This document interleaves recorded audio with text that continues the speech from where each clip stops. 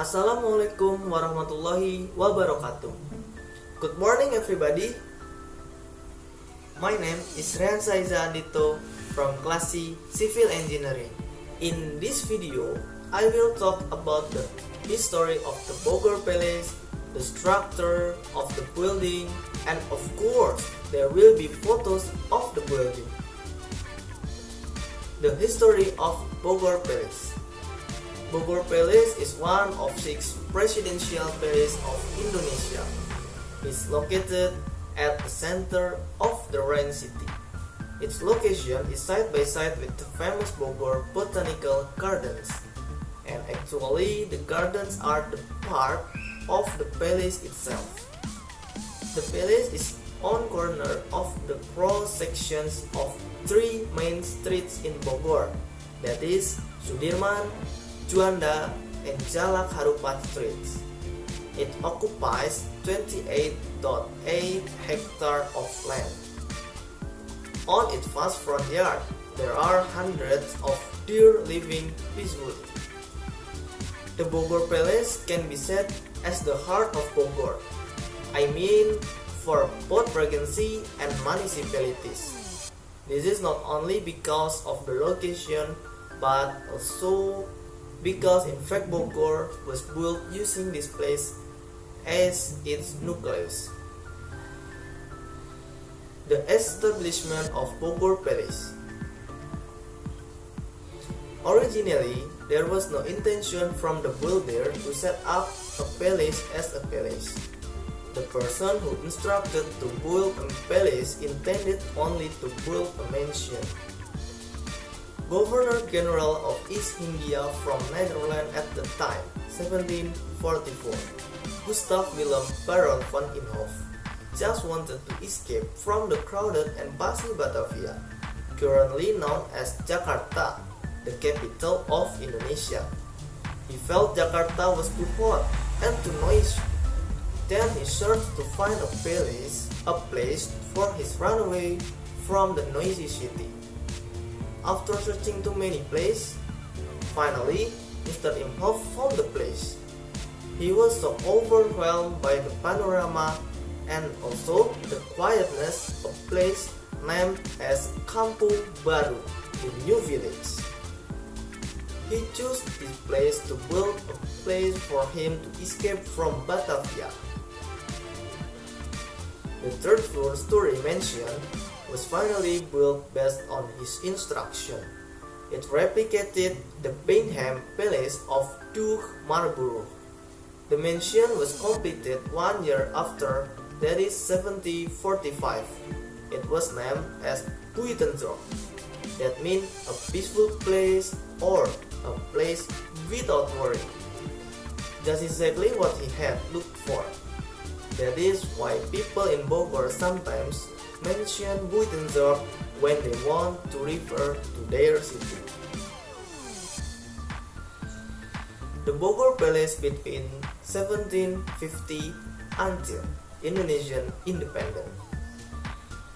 Van Imhoff died in 1750 and the successor was Jacob Mose. During his tenure, the Buitenzorg mansion suffered heavy damage. This was caused by the War of Banten that involved VOC. The War of Banten itself was actually a civil war between the people of Islamic Banten Kingdom and its king, that is Sultan Haji, being cornered by his own people. The king turned his head to the colonialists for help. Finally, the war was won, but with the result the damage mentioned.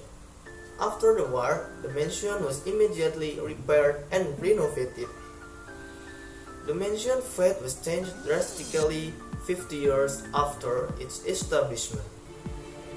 On the hand of Herman Willem Daendels, 1808 until 1811, are known in history book of Indonesia as Daendels.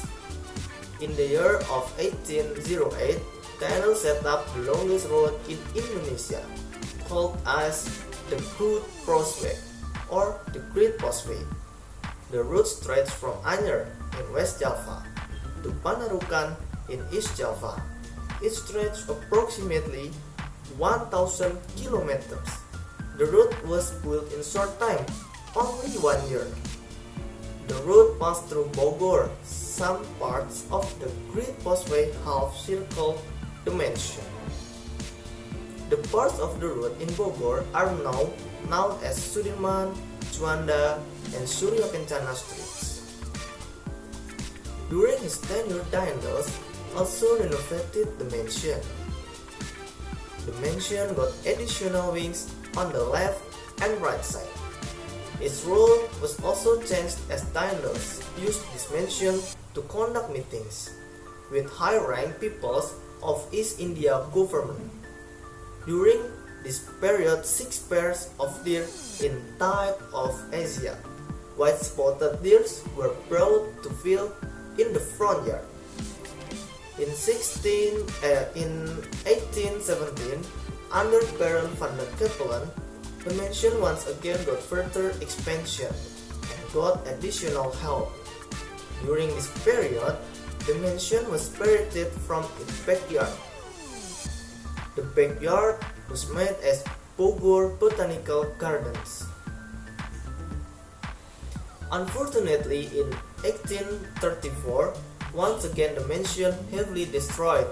This time, the reason was not because of war. The danger of Mount Salak was the culprit. On October 10, 1834, the mount erupted and almost annihilated the place. It took quite a while before Charles Ferdinand Pahud the Montague took the reign in East India. He rebuilt the mansion to its current shape. His successor in 1870, Peter Meader, decided to officially use the mansion as a permanent residence of Governor General. This was the time the mansion was changed to be a palace. This continued until the end of Netherlands era in Indonesia in 1942.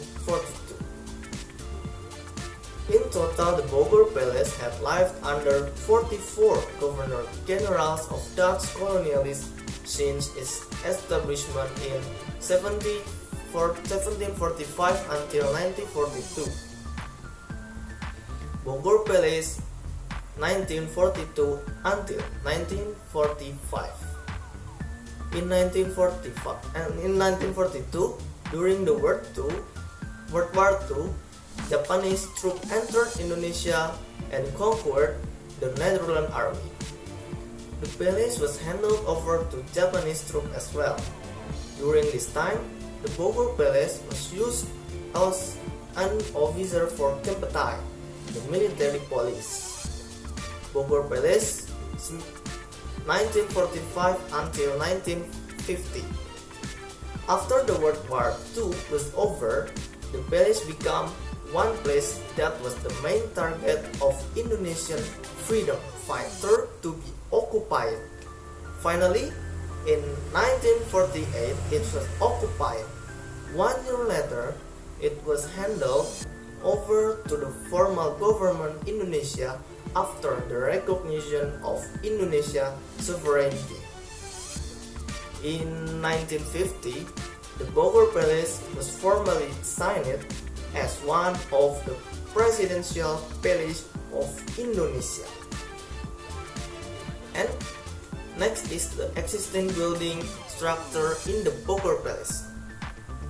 First built, the Bogor Palace building was designed to adopt the Blenheim Palace architecture in England, then creating a botanical garden, adopting Kew Garden in England, and rebuilding in the Palladio architectural style.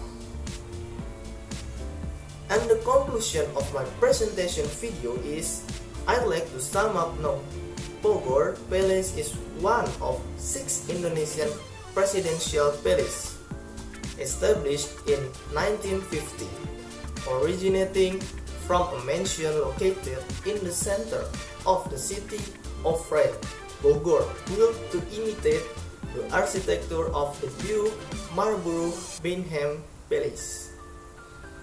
Thank you for your attention.